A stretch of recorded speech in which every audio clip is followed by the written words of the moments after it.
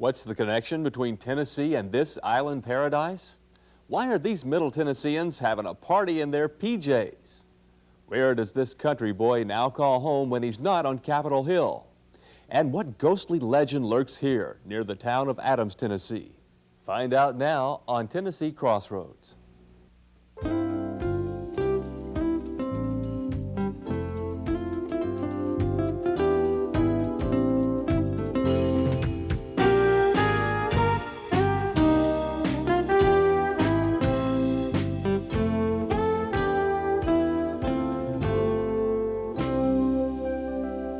And that's how it started nearly 40 years ago in this very studio. Hi, everybody. I'm Laura Faber. I'm Vicki Yates. And I'm Miranda Cohen. We are here to pay tribute to the only host Tennessee Crossroads ever had, our dearly beloved friend, Joe Elmore. During the next half an hour, we'll celebrate Joe's incredible career with highlights from his 37 years on the road, beginning with a trip to the Caribbean. Yes, that Caribbean. That's right, Vicki. Crossroads has traveled overseas a few times, including England, France, and a tropical paradise in Joe's very first story.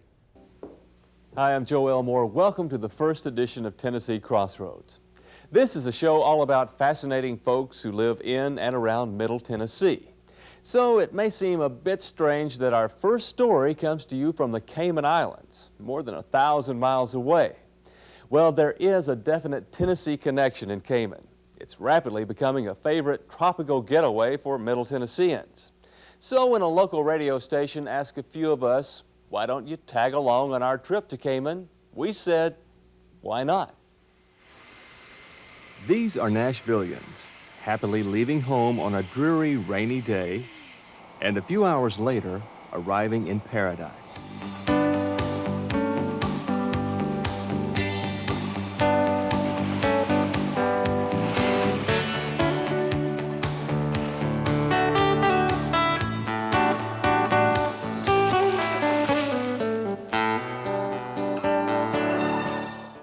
The Cayman Islands, including Grand Cayman here, were originally settled by shipwrecked sailors and buccaneers many centuries ago. Now, as a British colony, it remained one of the best-kept secrets of the Caribbean, until several years ago, that is. Nowadays, Middle Tennesseans and thousands of other Americans are flocking here. It's a vacation retreat that they say is the best. Why? Well, one of the best reasons is right over here, the blue water. They say it's nice to be near and nice to get into. So one by one, the anxious novices dived into the clear blue water.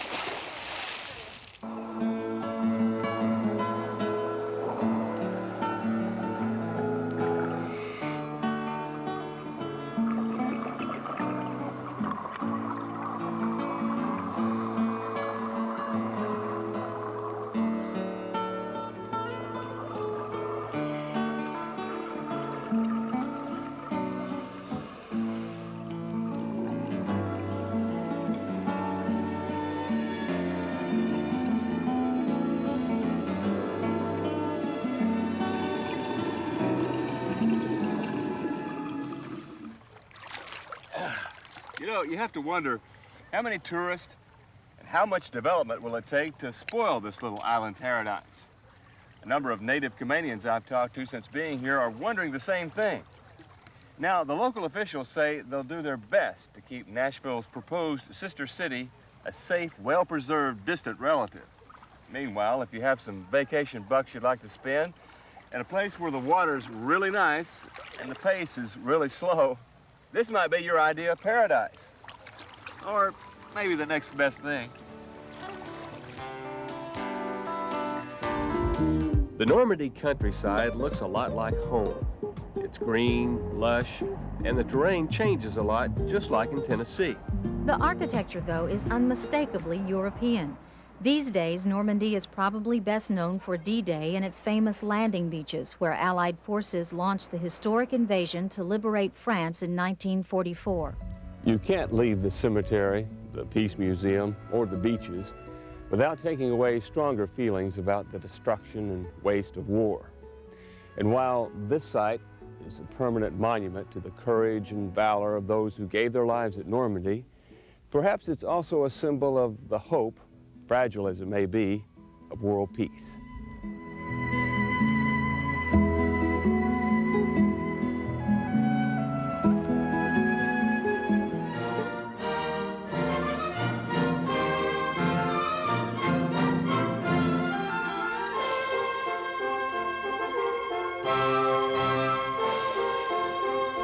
Of course, to make this non-stop harmony between Nashville and London really non-stop, there must be a continuous exchange of travelers, destinations, and cultures. From Beef Wellington to barbecue, from Shakespeare to Elvis, from the Royal Opera House to the Grand Ole Opry. Joe was quite a jet setter. And by the way, we uncovered a bonus gem in the London story, and it happened to be the very first Crossroads appearance by a slightly younger but still fabulous Laura Faber. Did the tourist thing. It's what you have to do. I'd never been here before. I wanted to see the sights. And neither had I. So we did see the sights, walked into Westminster Abbey. It was beautiful. Oh my gosh, I'd completely forgotten about that. So funny, and I was younger. But still great. Thank you. That was funny. Joe had a great sense of humor that came across in so many of his stories. He never hesitated to laugh at himself, as you'll see in this promotional clip Joe put together a few years back.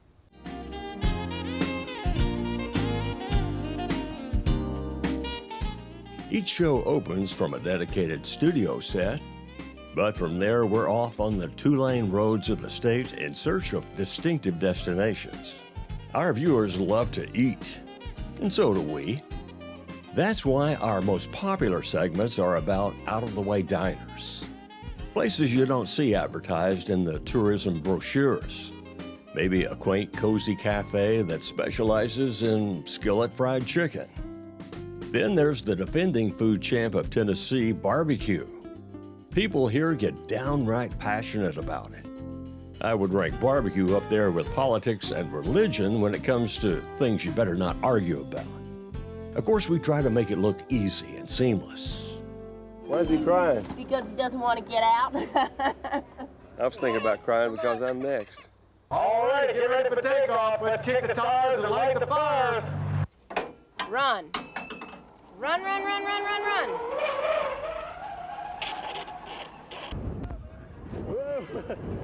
Hey, how about that solid 4-point landing? Counting the knees, that is. The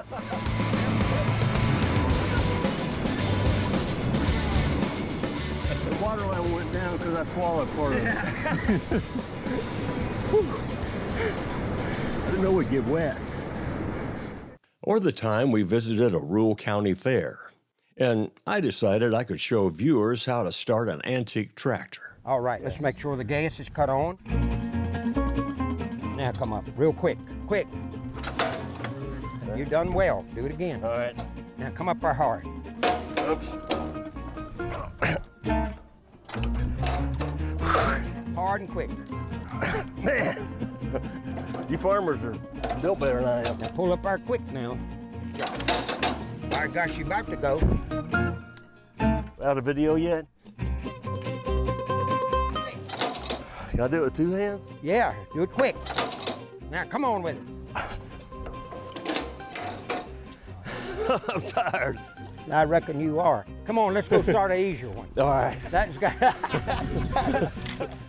Do the same way. Same way. Yes, sir. Let me hold your glasses. I just throw them over there. Push that in there.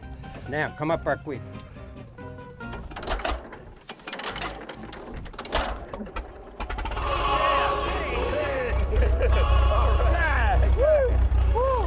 I'm gonna keep him up here to help me out. Don't you think we should? I had come to one obvious conclusion. I'd never make it on the farm. We were gonna start it if we stayed here all day. I think you were going to make me. I was. Thank you, Tommy.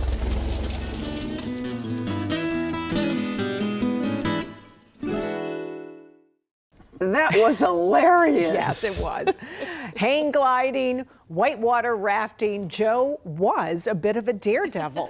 He certainly was. In fact, we're lucky he stuck with Crossroads instead of starting his own outdoor adventure show. Here are a few examples of how Joe went to the extremes for his art.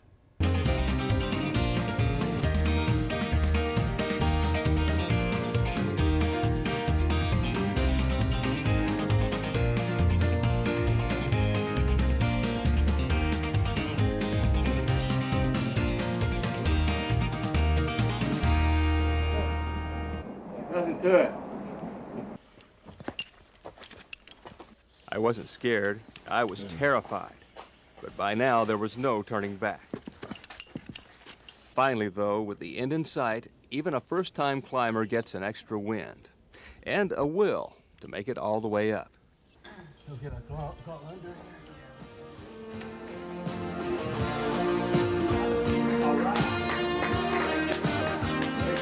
Now, skydivers come here to practice, but tourists come here to free fall for the first time, indoors. After a short class and signing away all liability, I was ready. Okay, Joe, we're heading for the tunnel. Come on this way. This is it.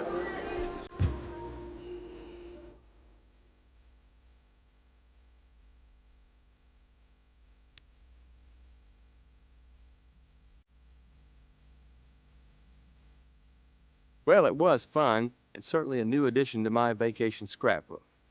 What's going to happen? Well, we're going to stretch these bunches of cords just about as far as we trust them, you know, as far as we can stretch them. Well, you don't have to go that far.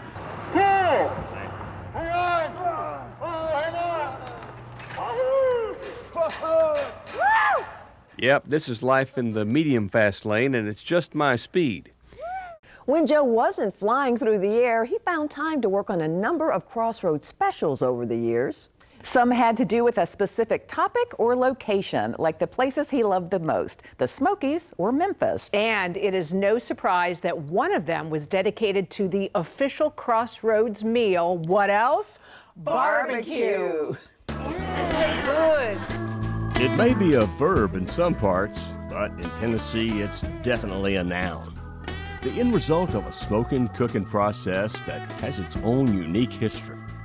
Few other culinary creations have this much Southern heritage or evoke this much pride when it comes to their preparation. Someday we'll all agree on who has the best Tennessee barbecue. The day that pigs fly, that is. No sitting in the chair this week. We're on a special journey, celebrating 25 plus years of Tennessee Crossroads travels. Now we picked out some destinations just for you and your next getaway. When you crisscross the state for a quarter century, you can't even begin to count the highlights. We've met hundreds of wonderful people, many just ordinary folks doing extraordinary things worth sharing. Telling their stories on Crossroads requires a tight-knit team that shares the same vision. Go. Corny as it may sound, the main team member has been you, the viewer. Our audience has shaped the show's premise and persona. We know you like the variety of stories in each show. We know you especially like our two-lane travels to cool, quaint destinations, ones your friends may not know about. Armchair journeys that may turn into real ones. That's what this special's all about. As we meander through 25 years of stories, you'll notice some things have changed, while others never have. Like that endearing wanderlust and the joy of discovery. That's the engine that drives Tennessee Crossroads, as well as this special we created just for you. I think the best compliment we get from wonderful viewers like yourself is how you use our shows as guides for your day trips and weekend getaways. So we thought, why not use 25 years of TV travels to create some complete great Tennessee getaways? Now, if you'd like a little more excitement in your weekend retreat, how are you going to beat a downtown getaway Memphis style?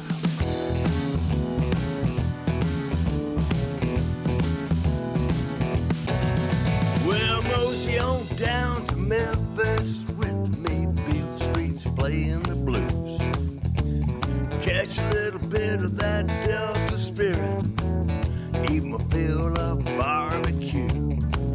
We might even see the king when we go to the Memphis scene. Oh yeah, Memphis is calling again and again. Oh yeah, Memphis is my old friend. Let's mosey on down to Memphis once again. Yeah, you on Beale Street? Yeah, you gotta act like Hey, Crossroads fans. Welcome to beautiful Bicentennial Capitol Mall State Park in the heart of Music City. Down here, it's Joe Elmore. Welcome to our Tennessee Crossroads weekend getaway. With the help of my Crossroads colleagues, Danielle Allen and Rob Wiles, we're taking you on a statewide adventure. Now, I'll be heading to East Tennessee. I'm going to take you to Middle Tennessee, right in here. And I'm headed west to my hometown of Memphis. 3 weekend getaways, each with a place to stay, a place to dine, and some place to go. Well, speaking of go, it's time we get out of here. Danielle, ladies first. All right, see you guys later.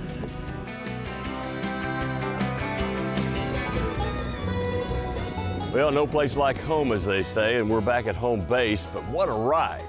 Hope you enjoyed it as much as we did, and maybe you got some great ideas for a weekend getaway of your own.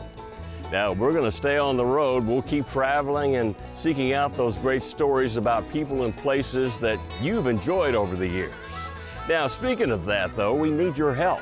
We need for you to become a permanent travel partner of Tennessee Crossroads with your donation. Meanwhile, I'm Joe Elmore. Safe travels till next time.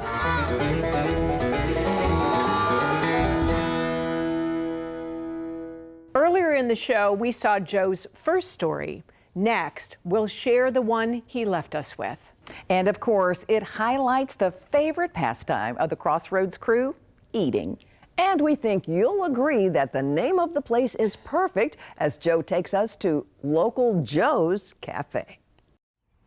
Our destination's on North Mount Juliet Road, a couple of miles from I-40.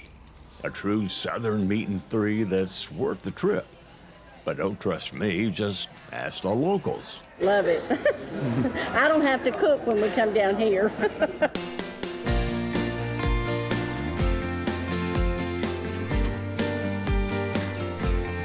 a good day. The general manager of Local Joe's is Savannah Hawley, a young lady who's already a veteran of the food industry. And according to her, it's a career that she was destined for. I've always just loved serving people and helping people. And so I started out at Chick-fil-A. I just loved Chick-fil-A's food.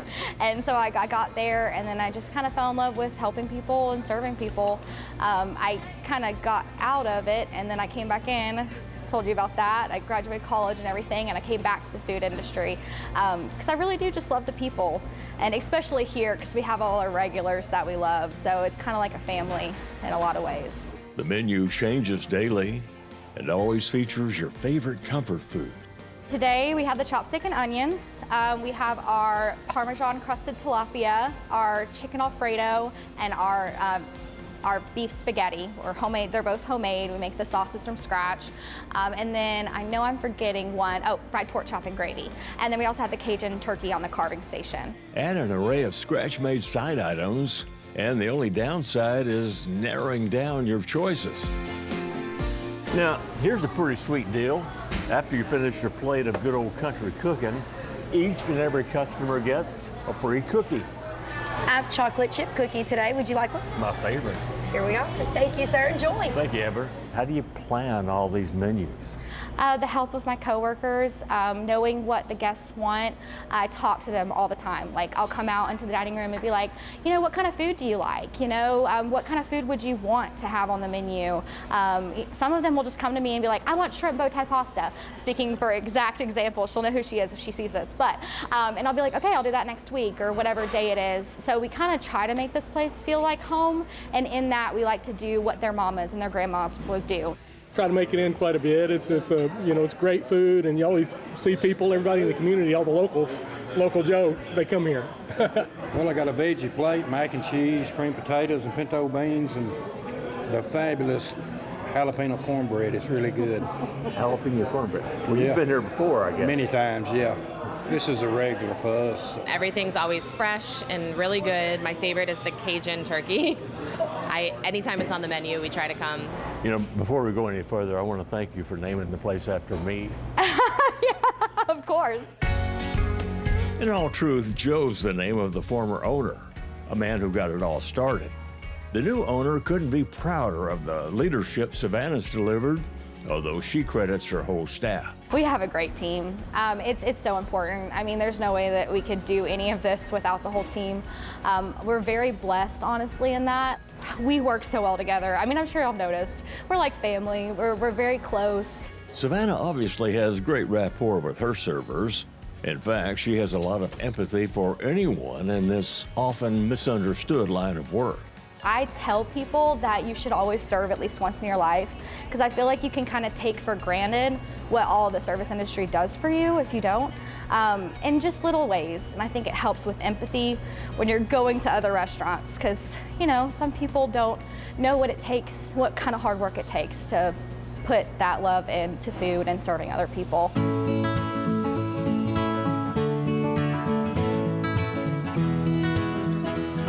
Even with almost no advertising, Local Joe's has quickly become a community fixture in Mount Juliet, a favorite place to meet and eat for, well, lots of locals.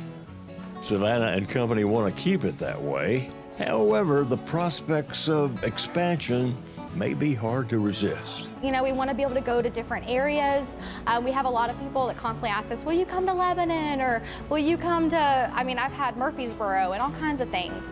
And we would love to do that. We would love to expand. But we're really just trying to make sure that we're keeping our quality and keeping everything that needs to be aligned if we did get to that point at some day, you know, but it is a dream of ours. Meanwhile, if you ever get hungry traveling through Mount Juliet, Tennessee, well, just go where the locals go. And apparently you don't get much more local than this place. And you certainly don't get much better than our own Joe Elmore. No, you don't. Joe left us a wonderful legacy, and we intend to honor him by carrying on that legacy. Not long ago, he said that we had barely scratched the surface of all the great stories across the state that he loved. And he'll be with us in spirit as we continue to bring the best of Tennessee to you. Tennessee Crossroads wouldn't exist without the love and support of its loyal viewers. And going forward, as we take turns hosting the show, we hope you'll remain with us as an essential member of our team. And as we go, we will leave you with a few memories from Joe's own children, Chris and Lily Elmore. Once again, thank you for watching. And as Joe would say, we'll see you next time. Well, he's been on TV ever since I can remember. I mean, and it just kind of escalated. And once he got to Nashville, he found his home. Then when Crossroads came along, it just, you know, took off, you know, and he just became a Nashville staple. He made me get up out of bed on the weekends to watch it, and didn't feed me breakfast or anything, you know. So my dad always made me watch it like Chris did, and then anytime like my girlfriends would come or boyfriends, anybody would, you know, come visit the house, they would have to watch my dad on Tennessee Crossroads. I think he, of course, wanted to continue, but I think he doesn't want to lose highlighting these small communities. You know, that's what he would have really wanted, just keep covering that. it had such a wonderful following, and hopefully it goes on forever.